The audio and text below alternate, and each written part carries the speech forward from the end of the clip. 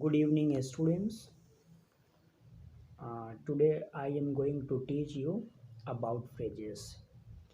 Actually, I have discussed definition about phrases and sentences. In this part, you will study further about phrases and sentences. I shall discuss about phrases and sentences both in Hindi and in English. You know that this chapter is just prepared for class 7th. Once again, I want to keep the reference of phrases versus sentences regarding in this episode to understand better that a group of words that makes sense but not complete sense is called a phrase, whereas a group of words that makes complete sense having a subject and a finite verb at least in the sentence is called sentence. As I discussed a lot of examples regarding phrases versus sentences,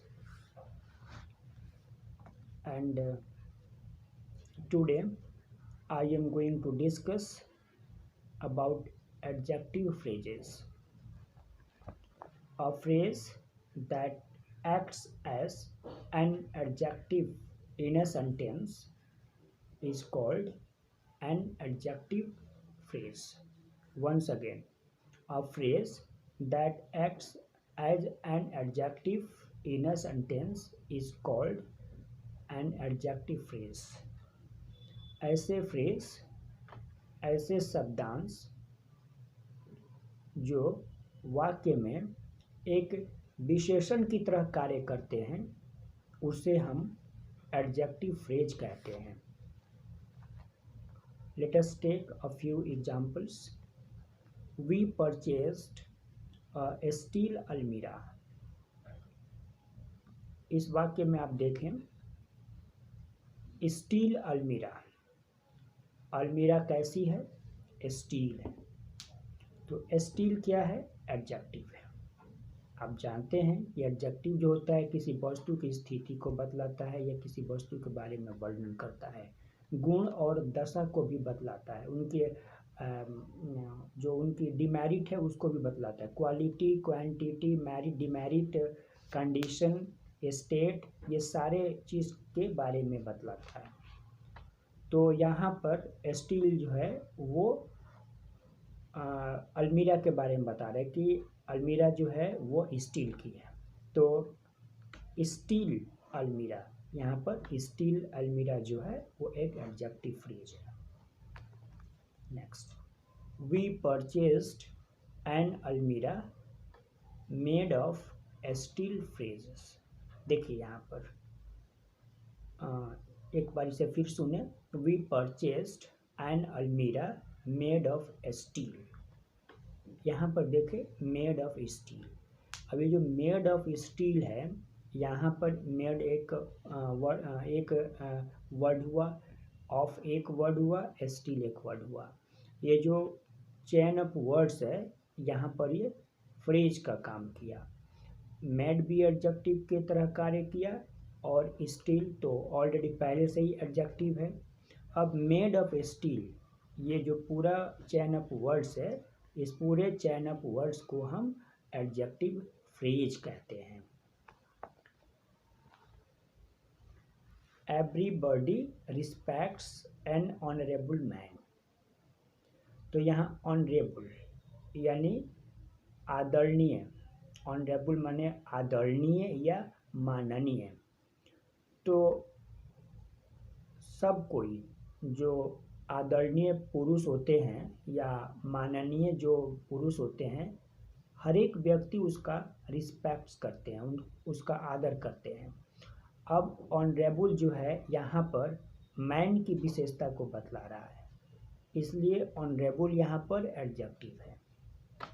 अब इसे phrase के रूप में कैसे प्रयोग किया जाएगा वो आप देखें। Everybody respects a man of honour, यहाँ पर आप देखें अ मैन ऑफ ऑनर, यानी हर एक व्यक्ति जो है उसे एक प्रतिष्ठित व्यक्ति के रूप में आदर देता है, एक प्रतिष्ठित व्यक्ति के रूप में मानता है। तो यहाँ पर अ मैन ऑफ ऑनर जो है ये एडजेक्टिव फ्रेज है। और मैं कुछ एग्जांपल आपको दे रहा हूँ।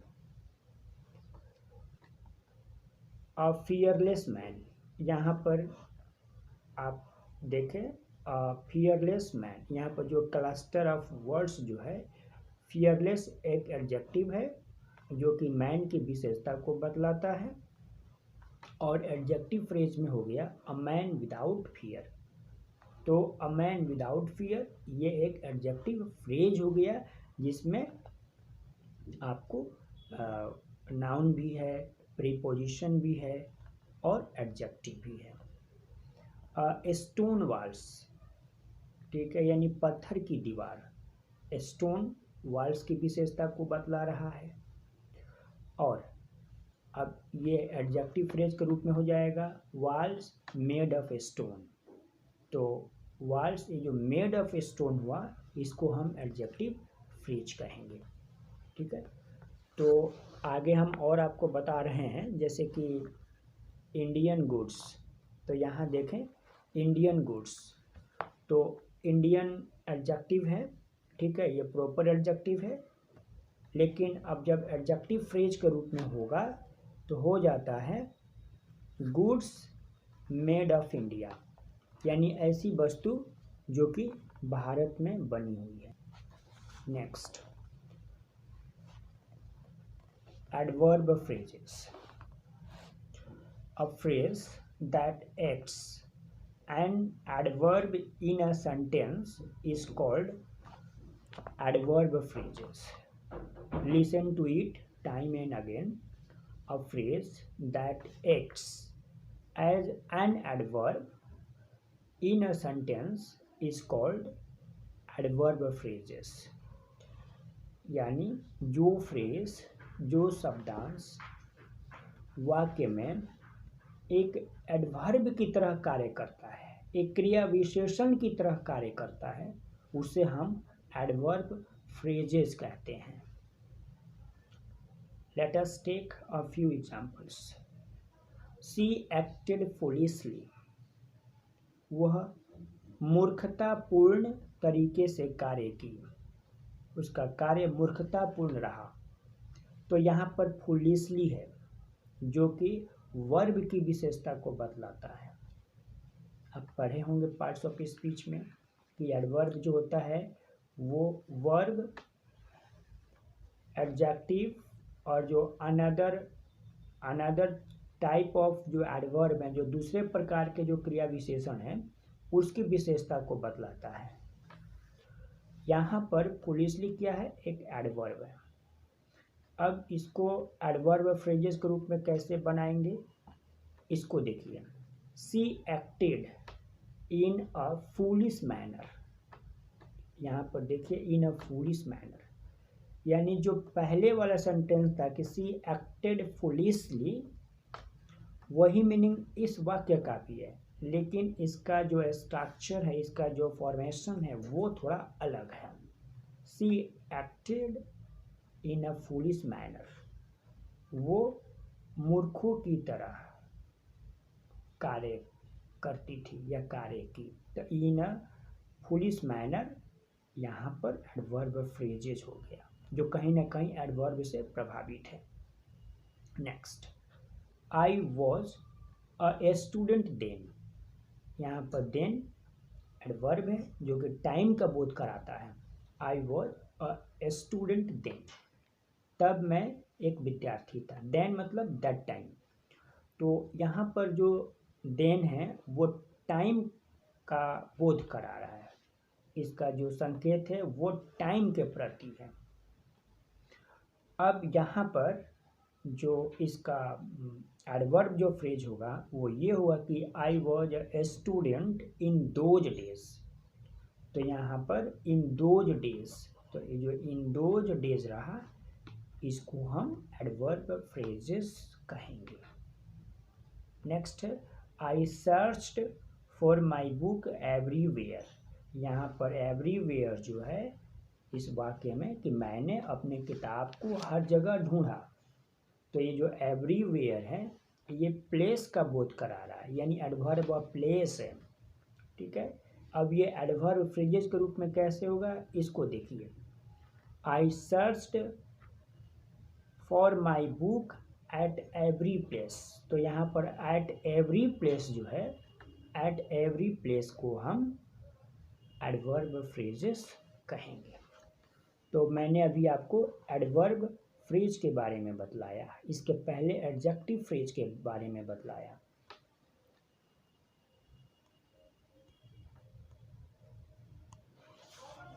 And now noun phrases. A phrase that acts as a noun in the sentence is called noun phrases. ऐसा शब्दांश जो वाक्य में नाउन का काम करता है उसे नाउन फ्रेज कहा जाता है।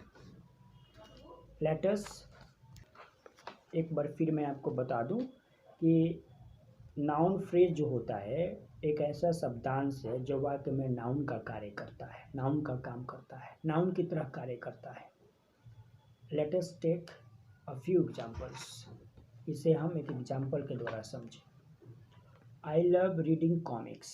मुझे कॉमिक्स पढ़ना अच्छा लगता है। तो ये जो रीडिंग कॉमिक्स है, ये यहाँ पर जो रीडिंग है जो वर्ब से बना है, रीडिंग, ठीक है, तो इसको हम नाउन फ्रेजेस बोलेंगे। ठीक है, जो कि वर्ब से बना है, वर्ब में आईएनजी लगाकर ये बना है। Next, we like to listen to good music.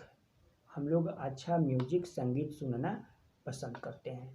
तो to listen to good music, तो यहाँ पर to listen to good music इसको हम नाउन फ्रेजेस बोलेंगे। एज एन ऑब्जेक्ट की तरह इस वाक्य में प्रयोग हुआ है। Next, painting landscape is his hobby. Once again, painting landscape is his hobby.